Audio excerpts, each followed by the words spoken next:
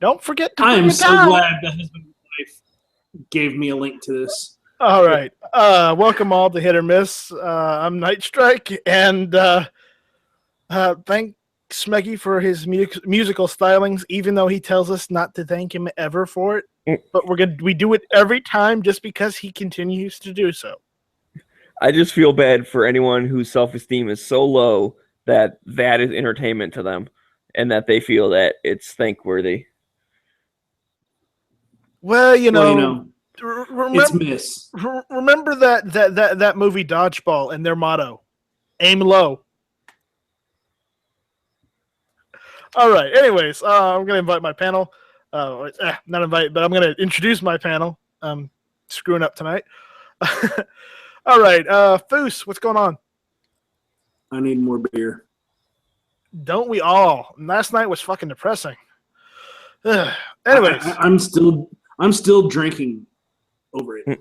And Sean isn't here, so we can only assume that Sean is in. We were talking about it today at work, and oh my god, this is just last night was so depressing. If I wasn't broke, I would be totally like buying as much powder primers as possible. Yeah, and as I was saying, Sean's not here tonight, so you don't have to put up with him going on and on about stuff because some of our viewers don't like that, and well, I guess that's their prerogative. But he's not here tonight. He's, as Smeggy said, he's probably curling up in the fetal position from a political induced coma from last night. That's how bad it was. Anyways, Heavy B, how's it going? I just want to thank Smeggy for his musical stylings because it gets me through the week. I look forward to hearing it every Tuesday. I don't know what he said about. You need a drink real bad. I don't know what he was saying about self-esteem. I missed that part, but anyway, thanks, Meg. Well, if it helps just one person, I guess I'll keep doing it. I'm going to go grab another beer. It's not that he needs a drink; it's the fact that he lives in California. So, we're all winners. We're all winners. You're something in California. Winners, I don't know. Everybody gets a trophy. Which is don't even get me started on that. Anyways, Smeggy, my co-pilot. We already did that. Give a little extra to pick Heavy up a little bit more. Okay. And as for the base, I don't think it's as bad as everyone thinks it is. Like, Trump kind of screwed up, but not that bad. I wouldn't go rush to the store right now, and that's all I have to say about that. Okay, and in response to Night Strike's image, mine's already here. Well, how much did you pay for yours? Shut up. Let me guess, like $750 thereabouts? No, $615. $615. Okay, well, I'd save $100 than you did, but either way. But I've already put probably 700-800 rounds through it. Well, you reload 308, don't you? Yes, but it's actually cheaper to buy steel cased than to reload for this because it destroys brass so much. You can go out and buy steel and it shoot destroy it. it. It just makes flute marks on it, doesn't it? No, because it ejects so violently. You will get dents in the side of the case and in the neck. Like, violent one injections. There's so many jokes that can be made at that. Yes, but I usually on about 30 to 40% of my cases, the mouth opening is about half to 2/3 its normal size after you get finished shooting. All right, and last but certainly not least, Wendy. You know, the one who thinks he's entitled to a link. You aren't entitled to a link when you have to beg for it, Wendy. Hey, I want my trophy. But anyway, thanks for the invite. So, all right. Smeggy told me to tell you that, by the way. You don't need to say thanks for something that you're entitled to. Right. You got to get your white privilege. I want my EBT link. So. Yes, EBT. Wow. All right. Well, Smeggy posted a link out there on our Gun Channel's chat room, the hit or miss page of what we're going to talk about tonight. He wants to go over this article that he found, and we're going to talk and discuss about that article after we go over it. So, Smegs, why don't you lead us into this? Okie dokie. Try not to get us lost. I will try. Sorry, I'm a little distracted right now. But okay, stop. He has a naked man in front of him. No, it's just a snowman with boobs. Anyways, basically the article is talking about like shooter's insurance, or whatever you kind of want to call it, something like a second call defense, or they mentioned another one, the U.S. concealed carry or something. But hang on. Like the way that the author talks about it, he's like, "Oh man, this is horrible. It makes people, shoot first, ask questions later, and all this different shit." And now that I've wrangled the cat back inside, I can not be as distracted. So, anyways, you got another week, cat? guys. Another week, and I won't have these cats anymore. Another week, and the two pussies will be at your house. Exactly. Well, then he'll be pussyless. Well, I wouldn't say that, but I won't have any that. cats. So, anyways, let me pull this up here. So, I mean, it definitely, you can tell within the first like 2 sentences that this author is not pro-gun, not pro-self-defense. I mean, even just the way it starts out, Carlos Garcia lays bleeding on the street in front of his family's mailbox. Like, okay, so you've already set up, like, oh no, like, here's the victim, it's this guy. And then it basically is like, it goes to a 911 thing. He's like, this is someone else, they'll identify in a second, "Yes, ma'am, I just had a man attack me in my front yard. He attacked me. I had to use force. I was afraid for my life." And then he goes back and forth a little bit. "Oh, well, who has the gun?" Well, I did. I had to use force, The Garcia's ex-wife is in the background. "Why would you do this?" Blah. So, because he charged me. I was in fear for my life.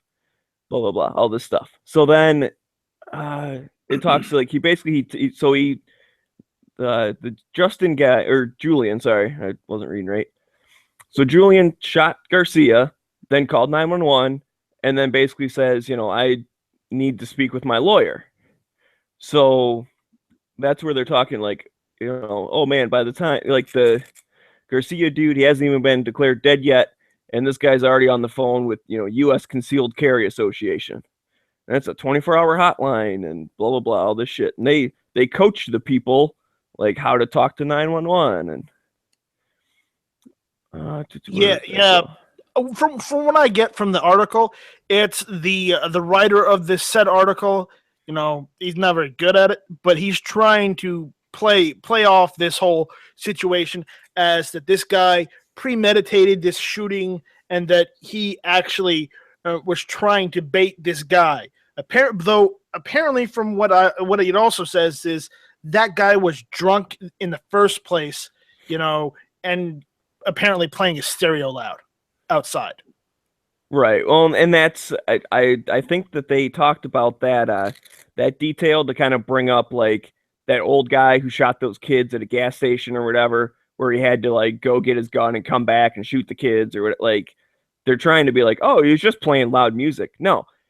And we'll get down to it later, but it's like he was shot because he started attacking Julian. Like, and he was drunk. Well, yeah, but whatever. You can be drunk and just sitting there, so no reason for that. But they really downplay the fact that he was attacking the kid. Like, that's why he had to use force. So, anyways, the article goes on to kind of explain what the like U.S. concealed carry thing is, and they give it a decent shake. You know, they actually let the people explain why you should have it.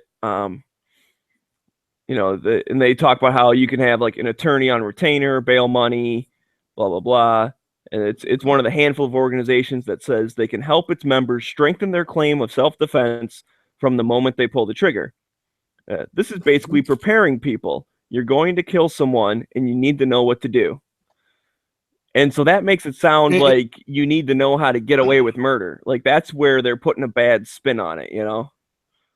Well, my take on it is you have insurance for your life, for your house, for your rental properties, for your car, in case something happens. Do I expect something to happen? No, but I have all this insurance. I carry a firearm. Why the hell would I not have an insurance type policy in case I need to use it? I have second call defense. I absolutely. When I carry my firearm, I know what I need to do if I have to use it. Hopefully, I never do, but in case that ever happens, I have someone backing me up. Other than I'm going to jail and not having any lawyer present. All right, so now we have to go full retard anti-gun and point at Foose and say, murderer. Well, and that's it's because that's what the article is saying. Right.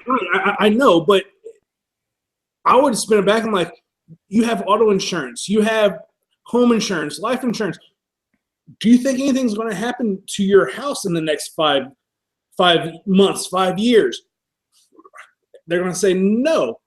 They're like, well, why do you have insurance? It's to save your own damn ass. And if you have a family and let's say you do go out and defend your life and you get put in jail for days, weeks, months, because you will go to jail. Okay. And you go to jail, you end up losing your job, and you are the sole income for your wife and a couple kids. They're out on the street because of it. Your life is a mess, possibly divorced. Hell yeah, have insurance. Have someone on your side because the U.S. government is on the police's side. Well, you need someone that is working for you and not just a public defender that looks at you as another case, and that's it. Well, and that's what I was going to bring up was that, people think that stand your ground works like this. This is the scenario. I pick a fight with someone. I don't like that guy. I shoot him. I go, oh, I was scared. The cop says, well, have a nice night, sir, and goes home. That's how they think it works. How it actually is someone tries to kill you. You defend yourself, they show up, cops show up, throw you in jail, and sort out the facts later. I mean, that's the thing. And then there's prosecutors that go, oh, I'm going to get him because he had a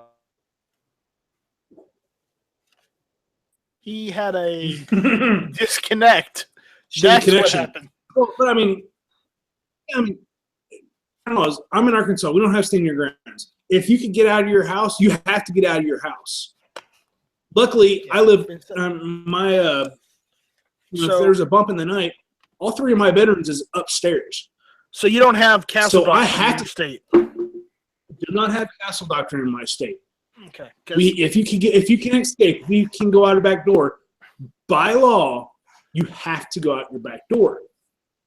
Now, let's say I had a family and I was down here and my family was upstairs. If I was in fear for their life, I could fight back. But since I'm just here by myself in my living room, if someone comes to my front door, I have to try and get out my back door, even though the front door is twice as close to me right now than my back door. Right. I would have to be making a movement in that direction in order to, for Arkansas law, And which hey, is bullshit. he's back. Gold. Smegs. You Continue. guys just missed absolute gold. Continue. Well, we want to hear it. So I don't know exactly where I cut off. I know I heard Foos for a second. So the whole like how they think stand your ground works, right? And then I basically was explaining that's not how it works. They show up, they throw you in jail, they Right. figure out the facts later. Yeah. And Continue after that. okay, so well, I forget it. So I'll just jump kind of back into the DA. article. But so basically, for centuries, the right to take a life to defend one's own life has been recognized across different legal systems and traditions. That's true, Then they say, but in Florida, you used to have to, get out of harm's way before defending themselves with deadly force. Stand your ground changed all that. 2005 law backed by the NRA, blah, blah, blah. No one gives a shit. Like they do that so you're like, oh, backed by the NRA must be evil. And so now it's like, oh, now you have no duty to retreat and you have the right to stand his or her ground. And if they believe they must defend themselves from serious injury or death. I don't see what's wrong with that. That totally makes sense to me.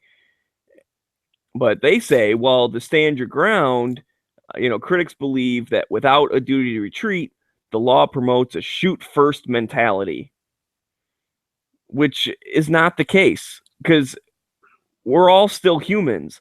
And I don't know about you guys, I'm going to guess, but I don't want to kill anyone ever.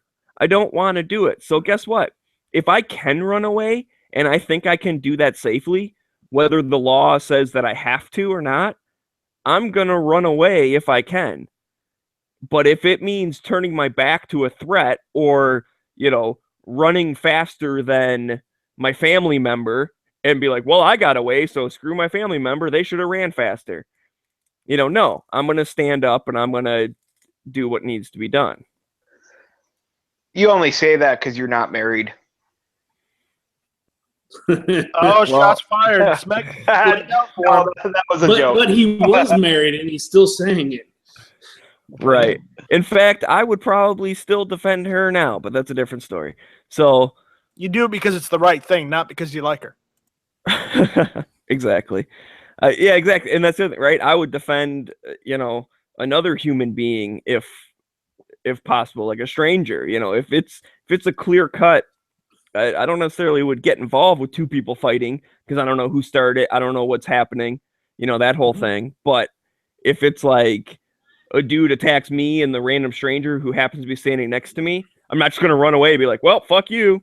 It sucks to be you. It's just I'm like, outta here. What's right is not always popular and what's popular is not always right. I would totally defend Smeggy, but Night Strike, fuck you, $500 C308.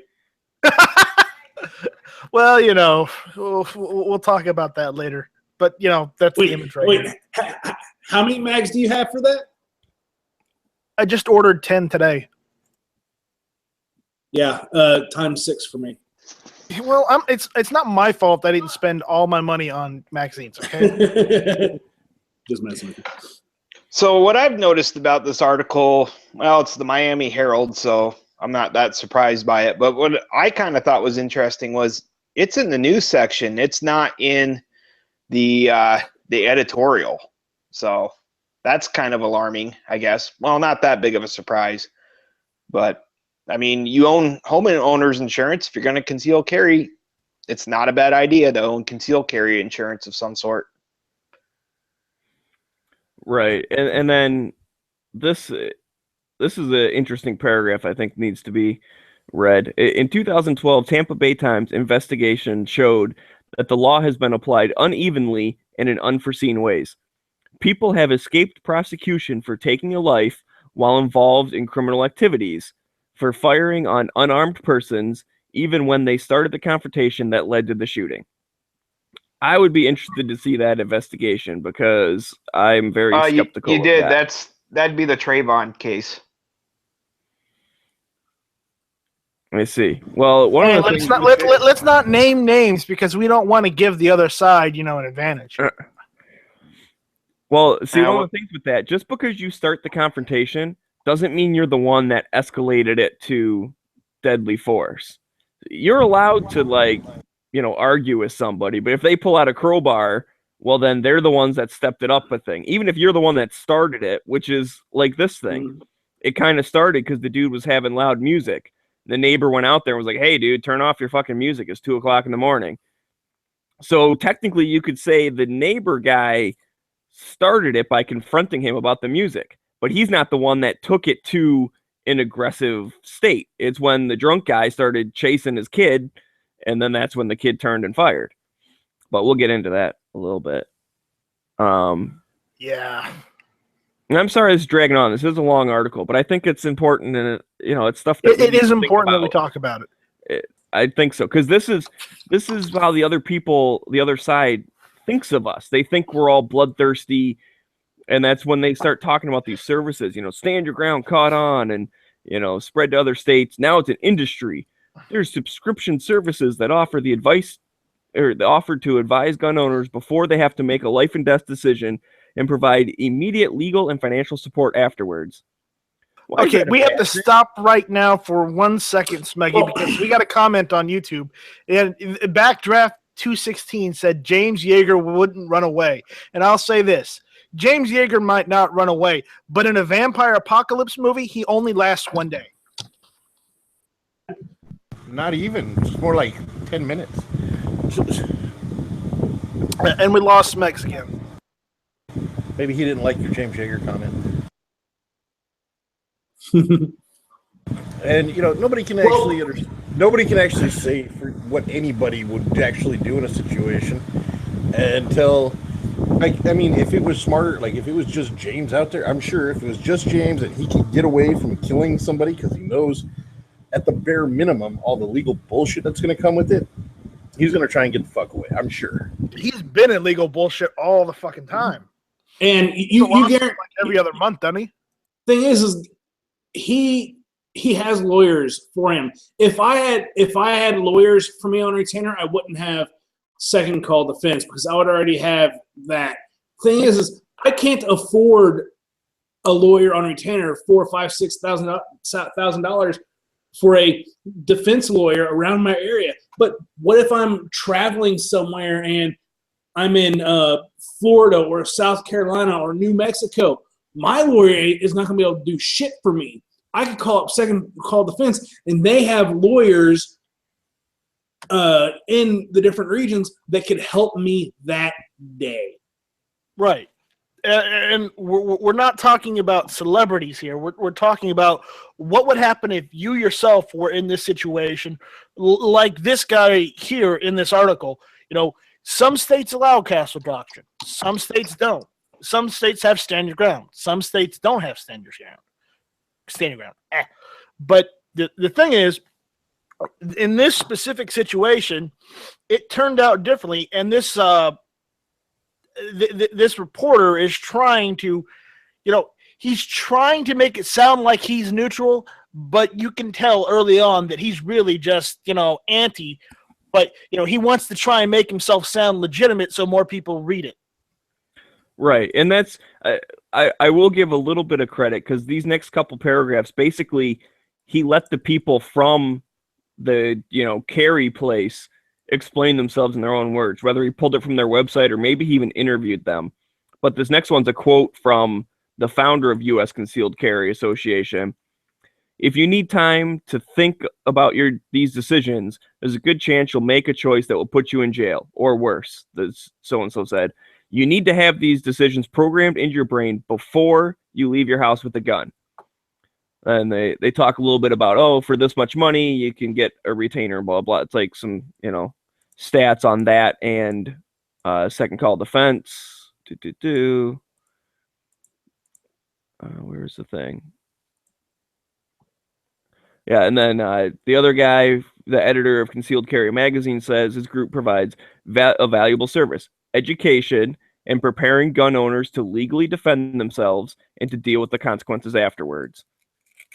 I don't see how that can be a bad thing. You need to know about all this stuff. You need to know your laws. You need to know the types of stuff you're going to run into beforehand so you can make an intelligent decision. And it even says here, we are not declaring people guilty or innocent. That's not our job. That's for the legal system to do.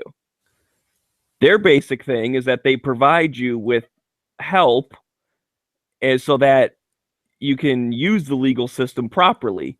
You don't just want to call up Jim Bob, who just got his law degree. You want to call up Masada Ayub. You know, like you want him to be your witness. You want to have a lawyer who understands self-defense. And that's where all the legal teams and the network of defense attorneys, like they basically, the network, they just give you the name, like, here's a list of attorneys in your area that, you know, are on the same page as you. Like they're good at what they do. So you can pick one that will help you the best. And not only does it help you with criminal, but afterwards there's, you know, let's say, you know, this guy, you know, in self-defense, he killed this guy. Okay. His family is going to go suing him for wrongful death and all this stuff. A lot of these insurances, I want to call them, have up to $1 million or plus of civil liability. So it covers you for the civil, because no matter what criminally, you're going to get sued civilly. You can go back to the OJ case. He was found innocent criminally. Civilly, he was sued out of his ass. These help you on both sides, criminally and civilly. Civilly, I said that anyway. With court costs and everything, and like if you just have, you know, the basic NRA or whatever, all those pay you back once you're found innocent. This is day $1. You know, so they put up and then they get reimbursed from the NRA or wherever their riders or their backers are. So they're day $1. They're in there for the long haul. And you need someone like that, because I don't know about you. I don't have $10, $15, $20, $30, $100,000 to pay for a criminal defense right now. I don't have it. And then after that, get sued for $500,000, $1 million. If I not don't more. have that either. If not more. It's to say, cover your ass. We carry these firearms to protect us, to protect our lives. If we have to use it, we need something else to also protect our lives, our livelihood, what we enjoy doing, because you may go broke and then have get sued civilly and have your wages garnished for the rest of your life to pay to protect your life. That's bullshit. Because someone else came at you, bro. What were you going to say, Heavy? Oh, nothing. Oh, sorry. I just said if not more when he was talking, and then I muted myself again just right now. Oh, okay, cool. So, and that's actually... I was going to say that sums it up more or less. You know, if you end up having to use your firearm, you're going to pretty much have to declare bankruptcy if you're just a normal working guy. Plain and simple. So. Right. I'm going to make a pause in here while we're waiting for Smeggy to reconnect. But if anyone has any gun-related questions or questions for the panel here tonight, just send an email to Nightstrike1, that's NIGHTSTRYKE, the number 1, at gmail.com, and we'll try and answer those questions for you. So now that Smegs is back, I'm going to give the floor back to him, and we will continue this discussion. Yeah. Hey, sorry, guys. I don't know what... Freaking computer works great all day, and then it's like, oh, hit or misses on. I'm going to drop out every 10 minutes. We're working around it, Smegs, so continue.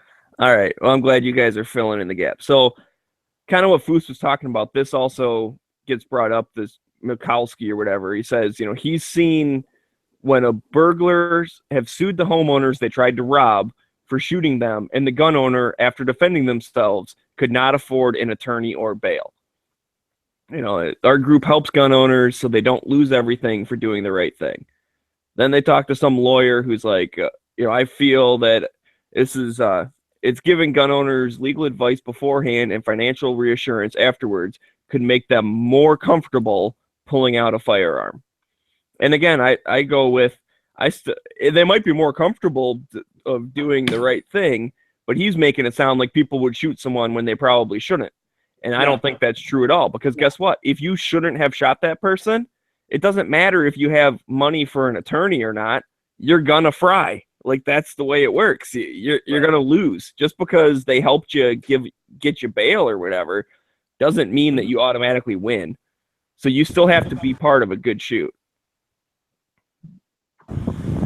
Right. And if you're not part of the good shoot, but let's say, someone knocks on my door and I, walk around the house and shoot them. Front door, just knock. Well, guess what? They're going to say, they're going to look at it and, they will pay for retainer and all this stuff and get a lawyer. And then once they figure out this is not a good shoot, sorry, dude, you're on your own. Because it has to be a good shoot. Right. They can't, lawyers can't make the, facts change. And when the facts come out, it is what it is. And so let's not call it a good shoot. Let's call it a good defense case. A sound defense case. Let's just call justifiable defense. Justifiable defense. Okay, thank you. whatever. I'll call it a flippity floop. I don't care. No, let's not give Flippy any. Oh, that's true. Yeah. How about a blippity bloop? So blippity bloop is a good self-defense, and a bloppity blee is a bad one. So, anyways, this lawyer says that when people are involved in a blippity blee, that no, I'm just kidding. So, anyways, they're talking like, oh yeah, by coaching these people, they give them a card and say, teaches them to say, as a lawfully armed citizen, I ask for the same courtesy that you would show a fellow officer who was involved in a similar situation. We don't give them information so they don't jeopardize their legal defense. And that's exactly true. When a cop is involved in a shooting, they kind of say what happened, and then they don't give a full report or like a statement until the next day or a little bit after, because your adrenaline's pumping, it's tensions are high, like you're all freaked out.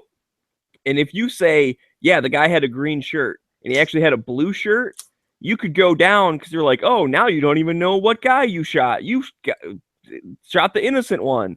The blue shirt guy is magic and he ran away. Or like, you could totally get screwed up by making a mistake, and then it looks like you're lying. And that's why the police unions tell their officers, like, give a statement the next day, or like talk to an attorney and figure everything out and then give a statement. Yeah, they shut up until after they talk to a lawyer. So I just pulled out my second call defense. It says, emergency instructions, call 911. Say, there has been a shooting. The person attacked me. I was in fear for my life. Send an ambulance and law enforcement. My name is blank. I'm located at blank. My phone number is blank. Do not give out more details. You are being recorded, and you are too upset to talk. Hang up. Okay? Call this emergency hotline. You will speak to a staff attorney. You will be reminded how to respond in questioning. You will be instructed not to make any statements until you speak to our own attorney. If arrested, you will arrange bail and press to talk about you. If pressed to talk about the shooting, say, officer, you'll have my complete cooperation after I've spoken to my attorney. Until then, I invoke the Second Amendment to remain silent. The Second Amendment to remain silent? That's what it says. Well, Fifth Amendment, sorry. Fifth Amendment to remain silent. That's what it says on the back of the card. It's, emergency hotline number and my defender number. Say, yeah, I'll be willing to be cooperative. As soon as I speak to my lawyer, at this point in time, I am not saying anything else. Damn straight. Be like Clinton's IT department. I plead the fifth.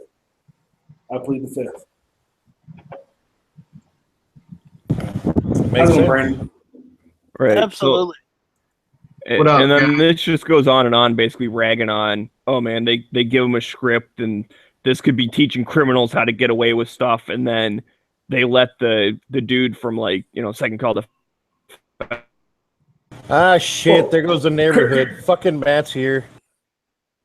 Criminals aren't going to buy a self-defense policy and then call the cops on themselves because they killed someone. Hey, Matt. So, What's up? Well, we got some latecomers here. We got Never Enough Ammo and Brandon. That's what I said. There goes the fucking neighborhood. Matt's here. Stand up for what I believe in, brother. I gotta say that he is pro-gun. Not bullshit. He's not pro-gun at all. oh He's no, fuck no, he is not. fucking ignorant and not paying attention to his entire life history and all the things he said before 2 years ago about guns. He's been anti-gun his entire life. He got on stage and proved he was anti-gun. He fucking got up there and said, "Oh, I do agree with you, Hillary, that people on these government lists shouldn't get guns." That's just That's just what he's willing to admit and say. Imagine, and again, this is the one issue. I gotta say this. Just let me say one thing. This is the one issue that he specifically talked to the NRA about right after the Orlando shooting. He specifically he tweeted about it, and he was told by the NRA, no, we are against this. It is an anti-gun policy. This is the one policy he's specifically talked about with the NRA, and now he's going against what the NRA had told him. They told him specifically that this was an anti-gun policy. He, as the Republican nominee, should not be for it. He went on stage and said he was for it. He's anti-gun. Really Okay, then. With the introduction of two people, we totally got off topic. I'm sorry. That was Ladies not and what I gentlemen, didn't. Matt from Never Enough Ammo and Brandon from Arizona. I was gonna say I wasn't in the chat, but I'm guessing that Matt started that. Yeah, yes. No, actually, it's Brandon. Brandon that did. was me. Oh, okay. So Sorry, because Matt. I was talking to Matt about it on Facebook, and I was like, "Oh, this sucks. Like, I can't sit there and go over everything I want to say on Facebook." So Right. We're going over this article Smegs had because we're talking about the way the writer of the article is. He starts out very anti, and he kind of gets into almost seeming like he's neutral, but then he derails and goes back to anti. Right, and it's basically about like insurance for carrying, like Second Call Defense or the U.S. Concealed Carry Association or any of these other ones that give you some type of legal help or financial help after you've been involved in a self-defense shooting. And so basically we just got through all of where he explains what those things are and how, in his opinion, it's like, oh, people are gonna shoot first, ask questions later because they can get away with murder now because they have the perfect recipe, and that's all bullshit. But at least he gave time to the Second Call Defense dude to explain why that's bullshit. So now, well, I don't know if he had Second Call Defense or something else. I mean, I have Second Call Defense. That's why I was mentioning it, but I don't know if he has Second Call Defense or not. I think sure this particular guy had the U.S. Concealed Carry. Okay, because I know there's like 5 or 6 different ones out there. Right, but this guy who wrote the article talked to both of them and like pulled stuff from both of their websites. So that's the Second Call Defense guy seemed to defend it more. But so now we get into what actually happened, and this is where he starts, skewing again to basically there shouldn't have been a shooting from the author's point of view. He skims details, is what he does. Well, it's actually it's a decent thing, but he adds in his little commentary after he says something. The first argument of the night. question. Yeah. Why do we care about what this knucklehead wrote? He pissed Smeggy off. Yeah. Well, and also, though, I mean, I think it's important to kind of talk about carry insurance, and I think most of us would be pro that, but it's kind of nice to defend the arguments against it and just another jumping off point to then have discussions about why we have it or if we don't or whatever. Remember, Smeggy took the hit away from hit or miss. Yeah, and I don't know. Maybe everyone's saying that this is the miss part. I don't know if this is super boring to everyone, but it's well, we got 24 people watching, so I don't know. No, hey, I'm into this. No, this shit's interesting. It's all right. First of all, I mean, the premise is flawed. You know, it's, and he even says it right there. It assumes that he says this is basically preparing people that you're going to kill somebody and you need to know what to do. What? What are we up to? 350 million guns in the country, almost 100 million gun owners. How many people are getting shot in these quote unquote stand your ground situations per year? Not that many. Exactly. Not as many as people die in Chicago every day, right? Yeah, I mean, how is this? This is not.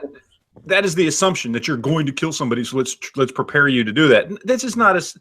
This is no different. In fact, this is even less of an issue. This is like somebody getting. I know because you know, we've had this, you know, at places I've worked before where my wife's worked or whatever. They have specific insurance that you can tie on to your insurance, like for cancer or something like that, right? You know, that doesn't mean you're going to get cancer. And therefore, these evil companies know you're going to get cancer and they're preparing you to get cancer. No, but it could happen, and you want to be prepared if something bad does happen. The problem is there are hundreds of thousands of people who get cancer every fucking year. There's only, roughly 10,000 people that die by guns every year.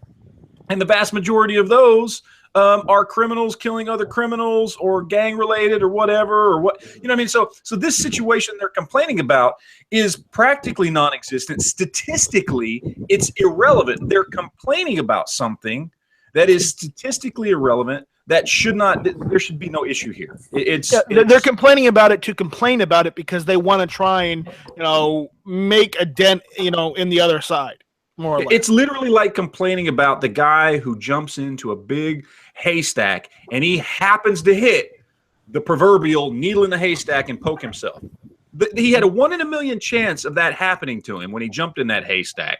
But let's write an article about it. Let's bitch about it. Let's turn it into a big fucking thing.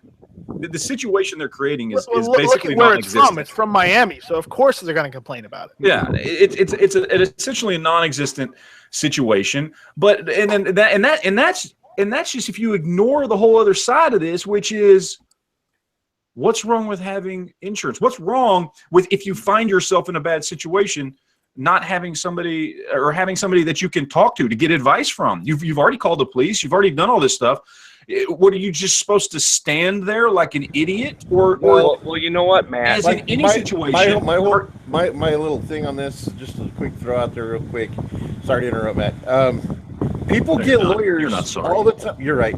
People get lawyers all the time when they get DUIs, and yet nobody is bitching about them having DUI lawyers. Nope. So, okay. It's a stupid thing. And that's something that they chose to do. You don't choose to defend your life. You do that because you're scared for your life. You go out and get drunk. It's your choice to drink and drive. Well, no, you do choose to defend your life. It's just the other option is die. Yeah, so right. Those are your choices. And here's the other shitty assumption about this. This whole article assumes, just by the way it's laid out, by the way he talks, and I haven't gone through the whole article yet because I just don't want to read this dude's shitty article. So maybe he even goes on to say it, but it assumes that if you are the type of person that has, you know, procured this particular type of insurance or whatever they want to call it in this article, that you want to go out and kill people. It assumes that you have the mindset and the mentality that you're ready to go out and kill somebody up to the point that you may actually even look forward to it. And that's why you've taken the time to get a CYA form of insurance for when that eventually does happen. That assumes that just because you carry a gun, you want to go kill somebody. And again, go back to statistics. How many people carry guns all across this country every year? Millions of them just in Texas alone. Okay, never mind how many are in Florida and all the rest of the country, yet we have how many homicides per year? Roughly 10,000. Okay, this is not an issue. There's no epidemic of people who are carrying guns looking for a fucking fight. It just doesn't happen. And that's exactly what they're portraying. It's like it makes people want to shoot first. And that's of those 10,000, how many of those have gone through and actually concealed carry legally? Exactly. Probably none. So you're taking a 0.00000 whatever percent of chances of being shot or being having fear for your life, or you actually have to shoot someone, and then taking a 0.00000 of that percent of legally carrying. Yep, it's a ridiculous argument. Unfortunately, it's a ridiculous argument that some people listen to because I don't know, they don't know any better. No, it's because some people are sheep and need someone to lead them. They don't care where, just as long as their heart is throbbing. No, I guess bleeding heart syndrome. That's what it is. Well, it's just that same mentality that if you carry a gun, well, then you're the Punisher. Like, you think you're a vigilante, or if you allow guns to be carried, then it's the Wild West and everyone's going to shoot someone because they insulted them, or like that type of mentality. And it's kind of a digression, but one of the ways to argue against that, here's the thing, one of the ways to argue against that, because I've had a guy at work say, oh, well, if people carry guns and they're going to shoot each other over a parking spot, is throw it back at them and be like, okay, are you saying that you are such a shitty human being that if someone stole your parking spot and you had a gun with you, you would take that person's life? And normally they'd be like, well, no, I mean, I wouldn't, but other people would. I wouldn't, but other people would. And this is the exact same argument, because we had this exact same argument in Texas. It was back in 95, 96, can't remember, when concealed carry first was going through the House and the Senate here. And that was the anti-gunners argument. There will be blood in the streets if we start letting people conceal carry. And guess what? The exact opposite happened. Crime went down. The murder rate went down consistently year after year after year to this very day. It's gone down. So it's that they're trying to push that into people's minds, but the facts show they are wrong. The facts show the exact opposite of the argument they're trying to make. Well, and that argument's been made, almost 100 times, I would say, because it's probably been made every single time a state got concealed carry. So that's at least 50 times they've said that argument. It hasn't happened. Then how many times has a state gone to open carry? They said that same argument. The state got open carry. Didn't happen. It's probably not 50, but let's add in another 30 or so. So now we're up to 80 times they've did that argument. And then now another handful of times where it went to constitutional carry, and they all say, oh my God, Missouri has constitutional carry. There will be blood in the streets. Well, they already had open. They already had concealed. What's the matter if you get rid of the permit? It's still people carrying the gun. It didn't happen the first time. Didn't happen the second time. It's not going to happen the third time. So we're probably up to almost 100 times now they've had that argument of there will be blood in the streets. The thing passed anyways, and then no blood in the streets. I don't know how many more times do we have to prove it that doesn't happen. And it's the same. And it's the same. It's like it goes back to. And I know we've taken it kind of far away from where it started with that article and this insurance stuff, but it plays into this same argument. It's this, oh, if we do this, this will happen. And if we, whether you're talking about, if it saves just one life, just whatever, one life. Yeah, exactly. And then we prove it again and again and again and again. And they say, well, this stuff still happens. Well, it doesn't matter what laws you pass. There are always going to be bad things that happen. Okay. Background checks. Bad guys still get guns. Okay. Get rid of all concealed carry, all open carry, constitutional carry, whatever. Okay. People are still going to get shot. And in fact, evidence has shown it will actually go up when you take guns away from people so they can protect themselves. Same thing with this article. Okay. If you take this insurance away, what happens? Does the rate of people getting shot in self-defense situations go away? No, not at all. It doesn't change. It doesn't change one fucking bit. Is more people that do use a gun for self-defense and are in the right, they were being attacked and legally they were standing their ground and all that stuff, that number stays the same. You have the same number of people doing that.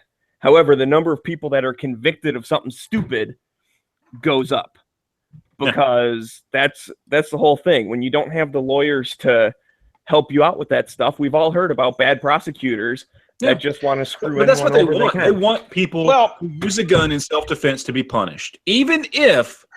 When it comes right down to it, the hardcore anti-gunners, the ones that genuinely are fighting to get guns out of the hands of citizens because they don't think anybody but cops and the government and the elite should have guns. They want there to be this thing that says, oh, well, if you do this, even though technically you were just defending yourself, we can hold you up as an example. This is what happens if you try to defend yourself. It's exactly what they've done. Look at what they've done in Australia. Look at what they've done in England and in the UK. You get punished. Somebody breaks into your house and you stab them because you can't have a gun there. You go to jail. And they do that because they're so anti-gun. It's so ingrained into them that. And that's what they want. They want the people to be afraid to defend themselves. They want the people to worry about what the consequences are of them defending themselves. They want us to be scared to defend ourselves. They don't want us to have some, private organization that we can turn to, that we have a contract with, that will help us out with legal fees and anything else like that, that will kind of help us realize, look, if you get into this bad situation, it'll be okay. We'll help you. You won't have to go through this shit alone. No, they want us to feel like we're going to be alone. We're gonna have gotten ourselves into a situation. They want us to second guess even buying a gun, much less carrying it, much less using it in a defensive situation. They want us to be afraid to own a gun, to be afraid to use a gun, to be afraid to defend ourselves. They want us to be fucking sheep and feel weak. Now, I don't know if that's the intention of the guy writing the article, but he certainly is playing into that narrative. They want subjects instead of citizens. Exactly. It's kind of that's what gun control is all about. And this is pushing the narrative of, same thing with that 3% owns super gun owners or whatever. They want non-gun owners to think, oh, people who own guns are weird and scary and just out for blood and blah, blah, blah, whatever. Yep. So not only do they not want us to have it, they also want the other people to not like us for having it because we're being weird or, whatever. So are you saying that gun owners are individual thinkers and going against the status quo, which makes us a danger to the government and their plans of ultimate control and making us nothing but serfs and subjects? Yes, because we care about freedom and constitutional rights and that government has overstepped their goddamn bounds. Absolutely. Well, that's nothing new. We all know the government's been overstepping their bounds for years now. But nobody's decades. Let me finish. I know people I work with that think the government hasn't gone far enough. No, they've gone far enough. They've gone overboard. But the problem is nobody stands up and says, okay, enough is enough. Stop. And nobody lets them. Nobody supports them doing that because people would rather just let the status quo stay than actually stand up, and protect what we have left. Well, that's not true. Post Sandy Hook, people stood up. That's quite obvious. Yeah, but look at California. They went in the opposite direction there. Well, I mean, there's a difference because there's the state level and there's the national level. What happened is we were able to successfully, do away with any potential federal level stuff back then because of all that Sandy Hook. But on a state level, it was different because people live in states where they're outnumbered. California, Washington, Oregon. Was it Massachusetts, wherever the hell it was, whatever was going on. I mean, they were there you go. So, they were outnumbered and that sucked.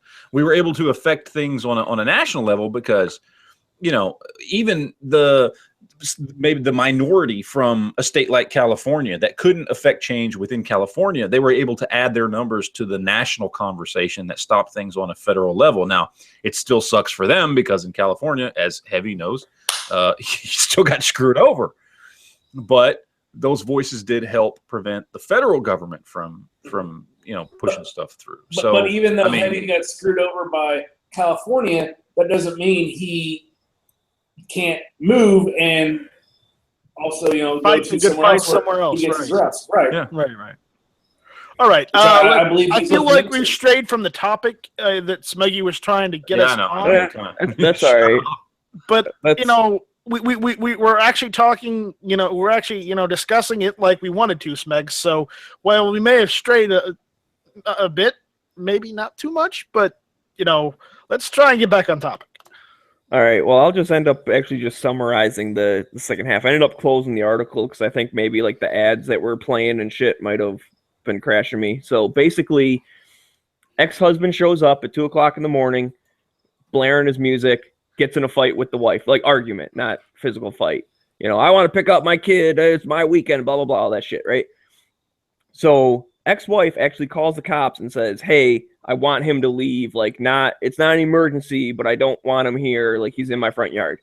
While that's going on, neighbor comes out, says, hey, dude, turn down your music. Guy says, hey, fuck you. I'll do whatever I want, whatever, blah, blah, blah. Neighbor's kid comes out, kind of like helps his dad or whatever. I don't know how old the kid was, probably in his 20s or something. I don't really know. It might say in there. Drunk ex-wife or ex-husband dude gets pissed off at the kid, ends up like trying to assault him. Oh, that's it. You're getting shot. You assault my kid. Well, no, here's the thing. The dad's not the one that did it. It was the kid that did it. So, and this is, I forget, something happened. The kid went back inside and back out. Or like the dad went back inside. Like there was they went back and forth a couple times. It ends with drunk guy chasing the kid towards the front door. The kid was trying to get back in his house and lock the door. He didn't make it. He turned, he fired.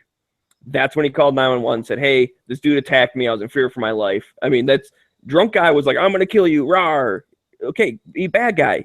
And the kid, even though he didn't have to, he tried to run away. He tried to get into his house, but he couldn't get the door open or whatever. The guy caught up to him.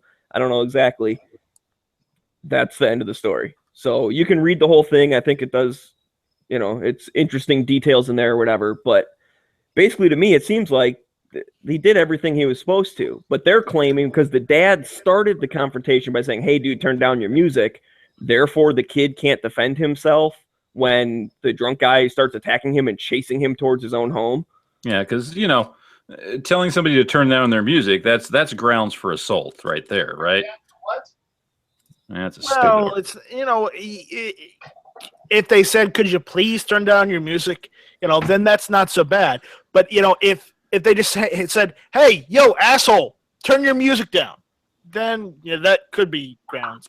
But no, not really. It's just if it's like 2 a.m. in the fucking morning, Just saying, if I roll outside my house because some dude's got his music blaring and he's next door, and I say, hey, dipshit, turn your fucking music down. We're trying to sleep. Okay? I don't give a shit how rude I am. I don't give a fuck. That is not grounds for you to assault me or my kid. All right? It's not. Legally, morally, in any way, shape, or form, there is no grounds in which a person has the right to then commit an assault because I chose to tell you to turn down your music in a dickish way. That's not how it works. Not to mention, here's the thing. Drunk ex-husband drives vehicle drunk to ex-wife's house to get his kid. He's being drunk and belligerent with loud music. Yeah, no shit. Had dipshit not a drink and drive to his ex-wife's house with his music all loud, acting like a dipshit, people wouldn't have came out. Conflict would have never happened. So everything that happens goes right back to the dickhead who got shot because he's a dickhead. Exactly. Now, and that's the thing. The ex-wife already called the cops on him saying, I want him to leave. Like, he's causing problems. Like, so... Yeah. Do all dickheads deserve to be shot? No, but when a dickhead is trying to attack your kid and the kid turns around and defends himself, it's justifiable. Yep. Right. But I guarantee if this author would have wrote the original news story instead of this follow-up, it would have said something like, guy gets shot only because he was playing music or something. Like, they would have made it seem like that was the only reason. They'd completely gloss over the part where drunk guy chased kid towards his own house saying, I'm going to beat the shit out of you or I'm going to kill you. Right, because that won't that would put a negative light towards the person that got shot, and that's not what the media wants. They want the person who got shot to be the quote-unquote victim of the issue instead of the instigator. Well, yes, because it pushes their agenda. And I'm glad you used that word there. Real quick, I want to do a quote from Masada Ayub, which I'm going to butcher, but whatever. It's just kind of general advice of the whole, dealing with the cops is that you defend yourself. And he says it's something like this, the cops show up and the bad guy is doing a very convincing impersonation of the victim because he's lying on the ground shot. And you're doing a very convincing impersonation of the attacker because you're the one with the gun. And so that's why it's very important to let them know that, you were the one that was being attacked in the first place and that you are actually the victim. And he says it more eloquently than me, but whatever. Yeah, you're just summarizing. It's cool. Yeah. All right. Well, I think we pretty much killed that, Smegs, unless you want to continue on with that. I'm good with it. I think we solved all the world's problems on that one. Okay. But yeah, we're not saying that you shouldn't have some sort of insurance or I'm going to call it a backup plan in case you have to, you're put in a self-defense situation where you've had to defend yourself. But, you should look at it if you don't have it already, just because it's probably a good idea to have some sort of backup plan in case something like that happens. You should always be prepared to defend your life and then defend your life. Just keep that in mind. True words have never been spoken. Anyways, so do we have any questions out there? Does anybody want to send us an email? Give us a question, please. Otherwise, then I have a quick question. Are you begging for shit? Matt doesn't have to beg for questions from his viewers. Matt just gets questions sent to him like candy. Okay. So speaking of that, Matt, on last week's chat, you're like, "Oh, there's a reloading question. We'll let Foos answer that." And I don't have a way to know what question it is. Matt doesn't relay those questions, so I don't know because I forget by the time by the time all said and done. And Matt, I'm surprised you're actually here tonight. I'm surprised you aren't just passed out in your political induced coma from all the booze last night. God, man. But I don't want to talk about politics tonight because we have made nothing it to a talk good about hour. tomorrow. So. I'm sure it's going to come up tomorrow in the chat. I mean, that's. Hey, I have a question. I have a question for Has anybody here ever did a pin weld on a 14.5-inch barrel to make it out to 16? Because I'm going to do that here in the next 2 weeks. Why would you? Like, I'm just curious. Why would you want to do that? Like, isn't the thing to go shorter or? Well, yeah, I want to put a 14.5-inch barrel on an AR, so I'm going to do a pin weld so I don't have to do NFA. Is it? The NFA dude is like it's not hard to do now. Like people kind of make it harder than it is to be. There a lot of gun shops will actually do it for you. Do your picture and your fingerprints and stuff, and it's a lot easier than people have made it out to be. But the thing is, is Flippy still waiting on his SBR? Yeah, you can't really use Flippy. He's special. So when you do your first initial, what do you call it? When you do your first like NFA thing, the second time you do it, the turnaround time is supposed to be like a week or 2 out. It's not supposed to be long at all. So that's the good thing about the new rules that they came out with. And that's from what I hear from a couple gun shops, and then also what the Flip told me. But that's your second, third, and fourth one, right? Your first one's still gonna take forever. Yeah, right. And I'm gonna be traveling between 3 states with this firearm. I don't want to have to go through that paperwork. So. Oh God! No, that's just sending like paperwork notifying the ATF that you're going to take that. And then you attach it to like a SIG brace or something, or a CAC. The new braces that they have now practically mimic a stock. Like they're so easy. And because that's what I worried about, like when I went to California. Well, I didn't really worry about it, I don't give a shit. But like, I had like my Scorpion, and I put the CAC thing on there, the KAK. And dude, like if you get into a pinch, that thing will work perfectly against, you know, whatever you need to use it for. And it's not an NFA, so I mean you're in total compliance. You know, there's ways around all this stupid red tape, you know, and it's. I guess what I'm trying to say is like, don't let this stuff scare you, man, because like, you know, the feds, dude, they and the ATF, they try to make all this stuff to, you know, to make it seem like if you sneeze or fart wrong, you're gonna, you know, end up behind federal pen, and that's not the case, dude. Like they're not, you know, hanging out in your pocket with a microscope.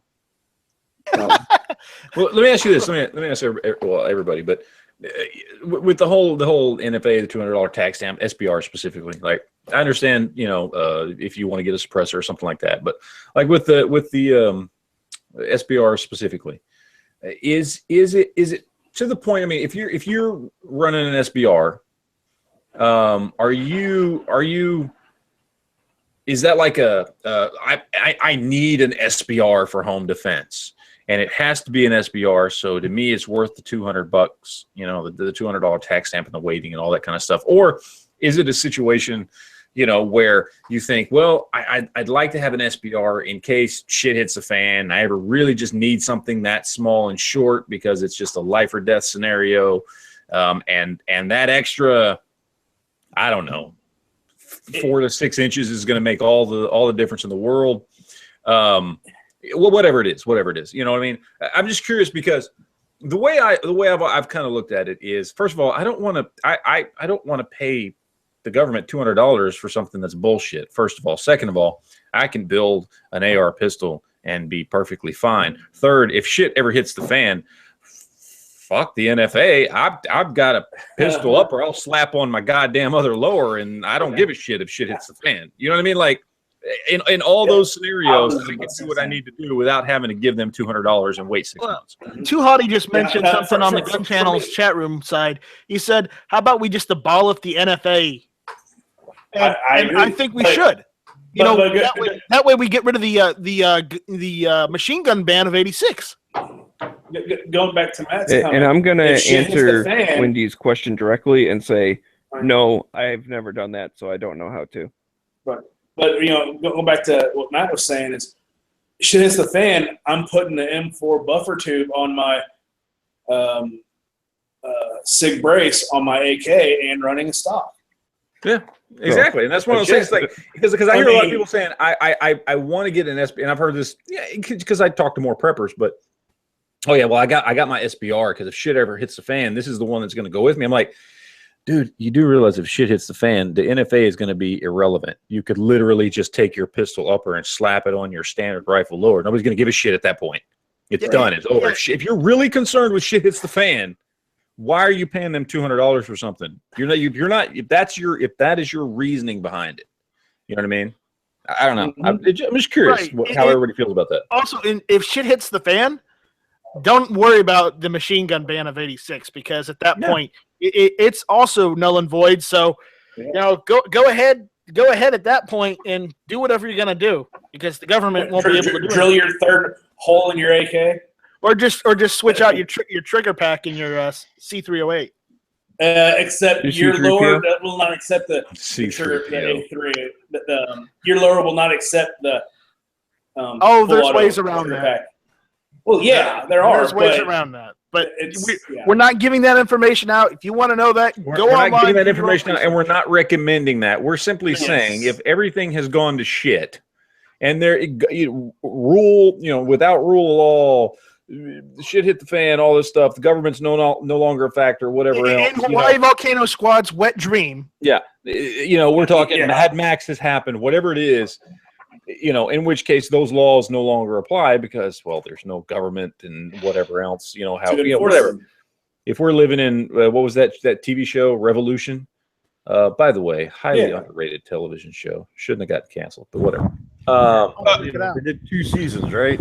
Yeah, good seasons. I should say that for a Monday Night Chat. Anyway, but yeah, I mean, that's the thing. Now, and at the same time, you know, like I talk to you like truck gun. Oh, I have an SBR. It's my truck gun. That's cool. I've got a pistol. Yeah, What's the here. difference? I can is, do anything I need to do with that pistol that I could do with an SBR. Well, Matt, thing you've was, got that with Kel-Tec Sub 2000, so there's your truck gun. with having an truck gun. SBR as a truck gun, it's far more likely that your truck will be broken into, and I think something's now we're in that. going down the rabbit hole. And that would And be stolen. you're right. Yeah. We So got out of this one, so Pinweld. So Yeah, I know. We've gotten off track. I was just curious about that, and everybody brought that up. But I'm just the whole SBR thing. I don't have any problem with, and if you've got $200 you want to spend on just to have something cool that you're not going to get in trouble for, more power to you. But when it comes to need, I've always had that question of, does anybody need to spend $200 on an SBR? No, but they want you. But if you want to, fucking do it, man. I spend money on shit all the time I don't need. Half my safe, okay, excuse me, 90% of my safe is full of shit I don't need. Okay, 99% of my safe is full of shit I don't need. But Okay, what I need is a good rifle, a good shotgun, and a good pistol. But 99% of what's in my security cabinet, I totally need. there you go. But I'm just saying, why you don't need your 99%. I need my 99% because it's all I've got. Well, there you go. But I'm just saying, you know what I mean? So I don't have any problem with anybody who wants to spend $200 on an SBR or whatever. That's cool. I hear people talk about it like, well, I need this for this or that. I'm like, really? You're running an SBR with an 11.5-inch barrel as opposed to just pinning and welding a one on a 14.5 or 14.5 and running a 6-inch barrel. Okay. That Extra 5 inches, that's a need. That extra 5 inches, that's a need. But the thing is I'm like, whenever you say need, I mean, if it's a need for them and they justify it as a need, good one. That's fine. I'm like, I don't think you need that. But It seemed if to you go want over to do it everyone else's head. That's a good one. No, I mean, perfect. I'm just saying. I mean, I'm just saying we have, the military, police. They are running shit all the time. We don't even know what the hell they're doing. They're in situations all the time, and they run 16-inch barrels all the time. They don't need to run an 11.5-inch barrel. Right. You know what I mean? And they find themselves in situations, every day, as opposed to, So again, if you want it, fucking go for it. There's been times I've thought about it. And at some point, if I get an extra $200, I may go ahead and do it too, just because I want to. Hey, but for me, it will be my. We're getting calls for the sombrero on YouTube again. Uh-oh. Sombrero. Don't give it to him. Leave him wanting more. The Mexican Smeggy, where I remember the little sombrero Smeggy. The Smexican. You can't give YouTube everything they want. You gotta give them a reason to come back next week. Yeah, they want Smeggy. Now, Smegs, given your name, Smeggy42, I'm wondering when we're going to see a Smeggy wearing a bath towel. As soon as Sean makes one, because I don't Photoshop or shit. I'm sure Flippy can do something and that's for you. only if you're a geek, but I'm just saying it's there, and Smeggy knows what I'm talking about. So of course I do. Or at least have him give him the old thumbs up, like he's hitching a ride or something. I mean, come on. Just saying. Let's just say, unlike everyone else who watched the debate last night, I don't panic. I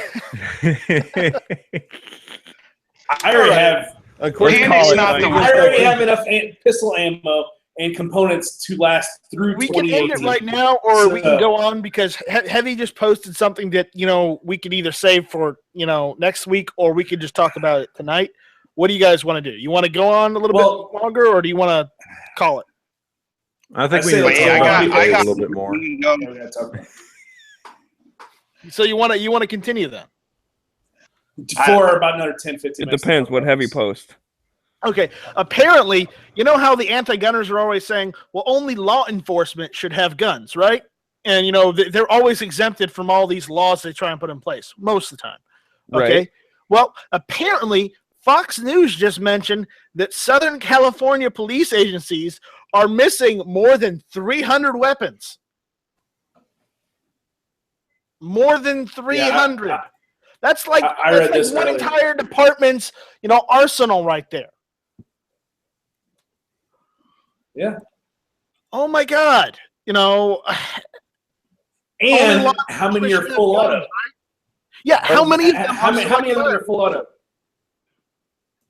Exactly. Even grenade launchers, evidently.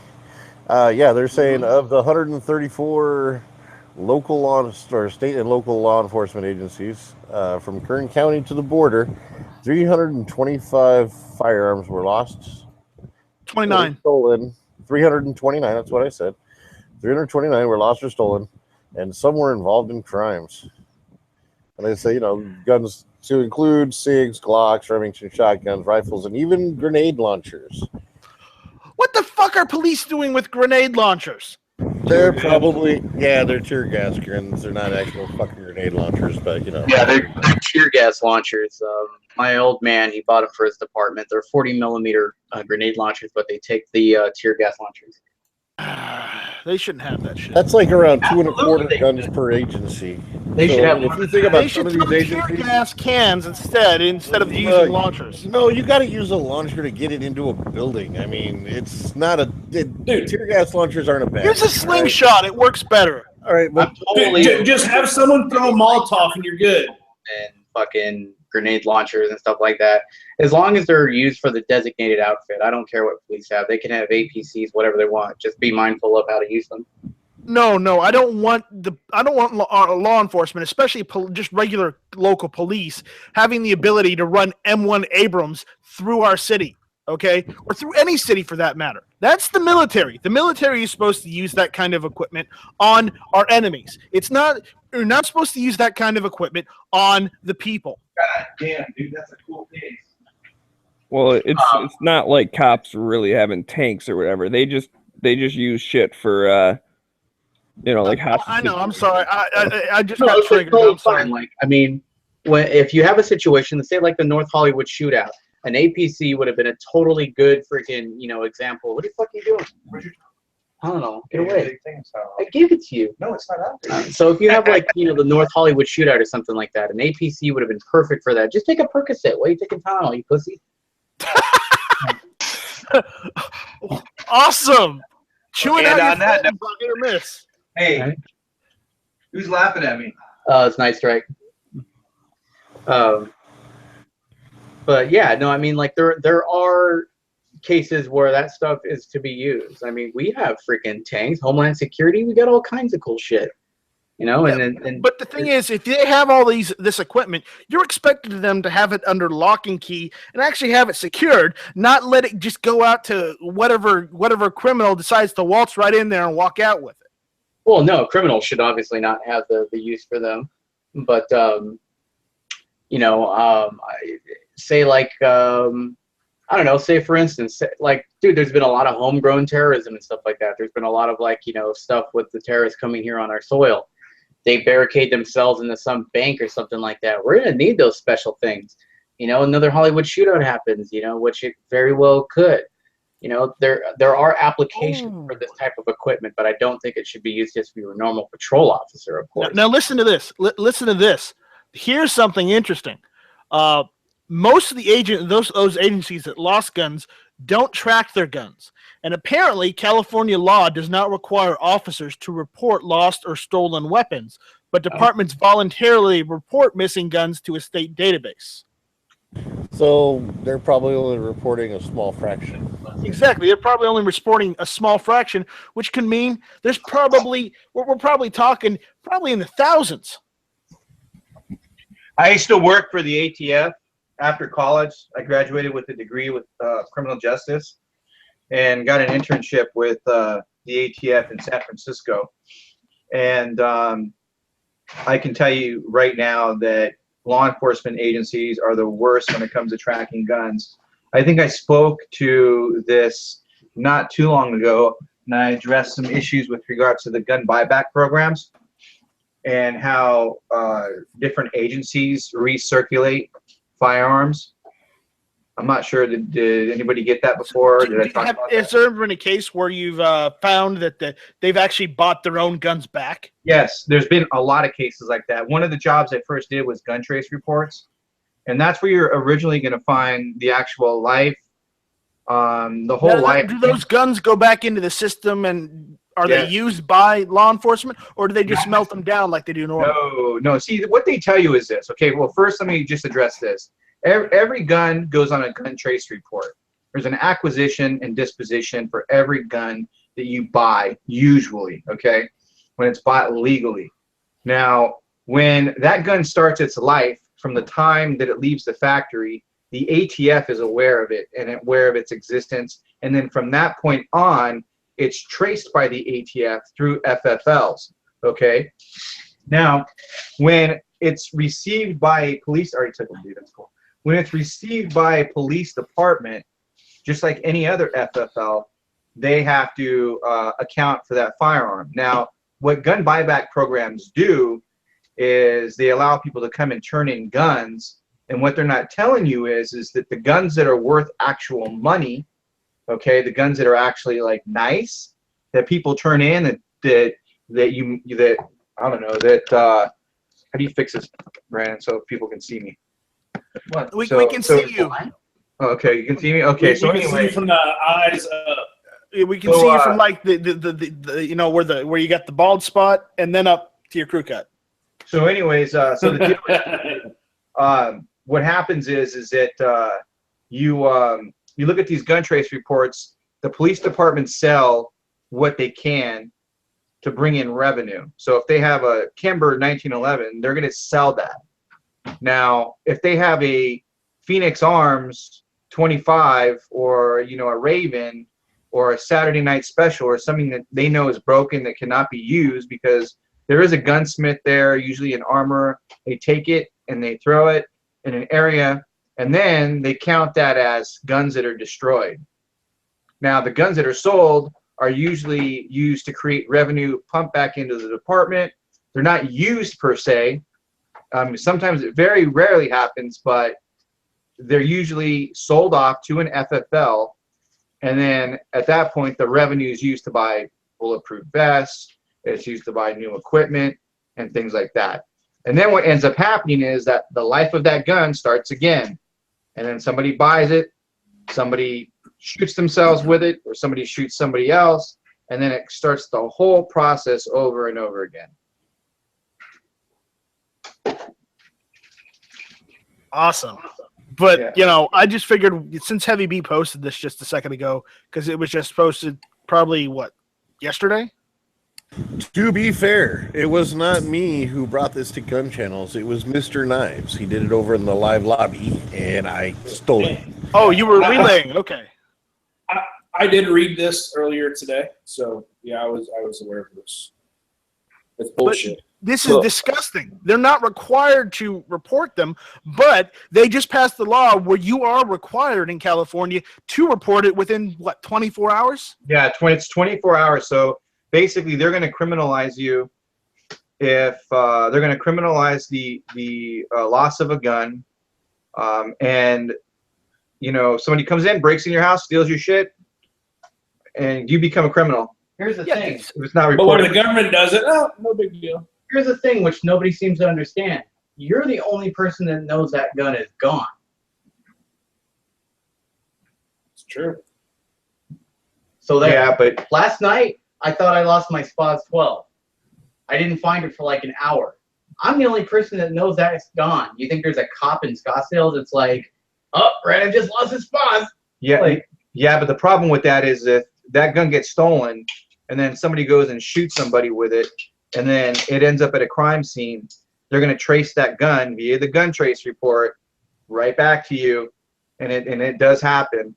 and then that's when you're just like, That's when you're busted, and they're like, well, how come you didn't report it stolen? well, actually, he's wrong. But that's when you're just like, no, my gun's at home right now. And then that's when you go upstairs and you're just like, where the fuck is it? And I don't know. I mean, you get in the actor, like, dude, there's ways around everything. Like, again, these scare tactics, and I'm so sick and tired of them. California uses them. Government uses them. like to make people think that if they don't do their little fucking song and monkey dance, fucking that you're gonna automatically end up in federal prison. And they're not in the corner, they're not under your bed, they're not in the closet singing like, oh, you better report those guns and fill out this paperwork. Like they're not everywhere all the time. And you know, They so totally yeah, are. They totally are. it's okay. Case in point, you fill out a 4473. For all they know, I could have just gotten out of an insane asylum and murdered my whole family. And then I'm also on the run from the federal marshal. But I go and I buy a gun. Are you on the run from police? No, no, no, no, no. Go and pick up my gun 5 minutes later. Like, there's a lot of things that are between, I use this expression a lot, but between you and God. You know But what I mean? that's only if you don't put your social security on there. Well, even if you do. Like, you know what I mean? idiot would? I know in California. Wanted that. I know in California because I mean I was part-time. I was a manager at a gun store there that just happened to sell the guns to the Santa Barbara shooter and yeah, all kinds of crazy shit. But that's another story entirely. The Supreme Gentleman. But anyways, I know of instances where the Department of Justice of California would go and have a list and knock on doors and take guns. Called So- the APS program. So, but the problem with that is they don't have enough people to do it. But with these new laws that are in place, they're going to fund it, and they're going to fund the APS program. So No, the APS program, correction on that, the APS program is actually funded by the DROS fees in California. Every time you pay a $34 or $35 fee, that money goes and accumulates into a fund until it reaches a tipping point of, say, you know, 6 or 7, like $20 million. Then the last time they dumped it out, it was $26 million. And then they took that money. Kamala Harris audited that money out to pay for the task force known as the APS program. But now they just recently passed laws to where they can go and do like door kicking and get your guns. However, you know, there's been a lot of failures on that list because, believe it or not, and for some reason the feds don't know, people move. That guy that was at 1761 Fisher, maybe he's at 2334 Kelp. You know what I mean? Like, people move. So they go to the last registered address of that gun owner. Sometimes he's not there. Sometimes he moved. Sometimes he sold that gun.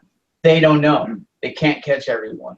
Keep them guessing. But usually, though, you know, just to, you know, kind of calm everyone's fears to an extent, usually the people, and after speaking with these agents, the people that are on the top of the list are people that, you know, obviously have, you know, issues, restraining orders. Restraining orders were a big one. I remember that, you know, if a girl files a restraining order against a boyfriend or husband, wife, or whatever, that automatically will, I mean, if you do not turn in your guns, DOJ will go to your house, knock on your door, or bust it down and get them. So stuff like that, they're definitely active on. I remember because as an FFL, they would have to bring us the guns. So they would basically bring us a truckload of guns and walk in our door with them and say, here, you know, create an acquisition for these guns. And at that point, we would create an acquisition and saying that we are acquiring these firearms through the Department of Justice of California for this reason, XYZ, and now they're on the gun trace report again. So they left the they left that person, and then they were in our custody. Basically, it's a chain of custody, but they are doing it, and there is a priority. There is people that they prioritize, but they're not just going down to everyone's door per se and knocking down their door. Now, when they did that registration of the rifles, though, I think that could possibly be a situation where, because everybody registered their rifles, where they can say, okay, if you don't come turn them in, we're going to slowly go and take them from you. And again, these are fear tactics, guys. Like, here's the things that you guys can't acquiesce to. And Night Strike, you know this better than anybody. They use shit like this to start scaring people, to start acquiescing to all these new things, like go and register, go and get your fingerprint. They treat us like fucking sex offenders. Well, and there's no way that people should ever acquiesce to any of this shit. Right. It has to, the line has to be drawn somewhere. You know what I mean? Absolutely. Absolutely. And I, for one, fuck them, dude. California's been getting away with this shit for way too long. I mean, it's a violation, of our Second Amendment rights. Yeah, I'm sorry. This shit just really pisses me off. It's sad. I was in California with my mom because she just recently had her house broken into, and I gave her a gun, and we went to the shooting range at a gun store, the gun store / shooting range that used to be one of the premier gun stores in Ventura, and they literally had nothing on the shelf, and they had a Glock 42 in the case, and it was selling for $1,000. That's because of the roster. A Glock 42, guys, selling for $1,000, and they will get $1,000 for that gun because it's not on the roster. Crazy, right? Yep. Right. All right. Insane. All right. I think I'm gonna call it. On that note, don't give in to fear mongering, and do or do not panic buy. And get something similar to second call defense or something else. Make sure you have a defense plan or a backup plan in place in case of a self-defense shooting. Okay, but on that note, I think it's time. Real quick. Can I end the chat? Can I give you a reason to say on that note? Go ahead. Why can't you play Uno with a Mexican? Why? I don't know why. They steal all the green cards. Again? Hold on, I think I got something for that. Oh, Jesus, let's not go down this rabbit hole. Dude, some guys right now, like, Why? Hey, wait. Oh, wait. Why doesn't Mexico? Wait, I have a question. I have a legitimate question. Rabbit hole. Why doesn't Mexico have an Olympic team? Oh God. Okay. Oh, we know that one. Oh, come on. It's still good. Why? Because everybody who can run, jump, and swim is already in the U.S. I don't know why everyone thinks gun owners are racist. It's so stereotypical. It's so ridiculous. Okay. You're a snowman. Okay, Dano, I am going to bump fire my way out of this chat. Now I want to tell you a joke about a teddy bear. No, Matt. Oh, Jesus, hit the button. Thank you all for listening. This was Hit or Miss. Teddy bear.